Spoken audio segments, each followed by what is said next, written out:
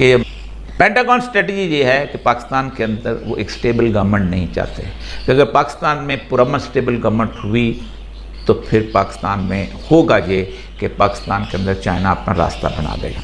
पाकिस्तान को दो चीज़ों की ऑफ़र की गई, दो तरह के सूरत हाल के आप अपना स्टेटस जो है वो साउथ कोरिया और जापान वाला कर लें ताकि हम आपको मदद दे सकें।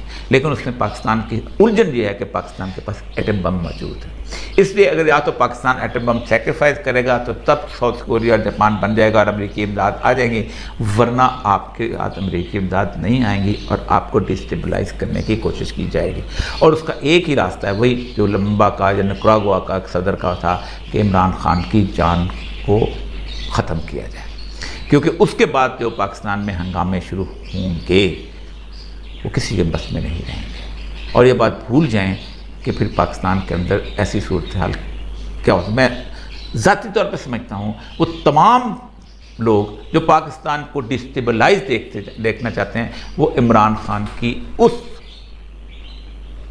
हंसाने जब वाक़े को फ़ायदा उठाएंगे और जो कुछ भी हो रहा होगा उसके अंदर वो दाखिल हो जाएंगे।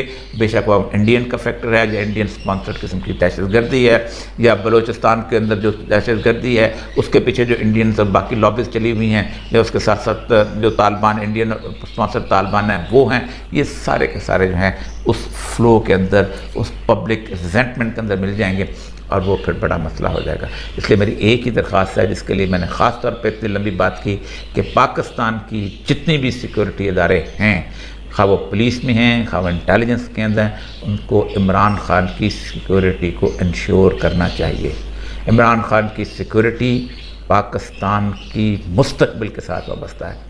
वो इलेक्शन में हारता है जीतता है ये उसका मामला है, आप उसको हरवाते हैं जितवाते हैं ये आपका मामला है। लेकिन अगर इमरान खान के साथ ये मामला हुआ तो बेनज़ीर की अफसाने को भूल जाए।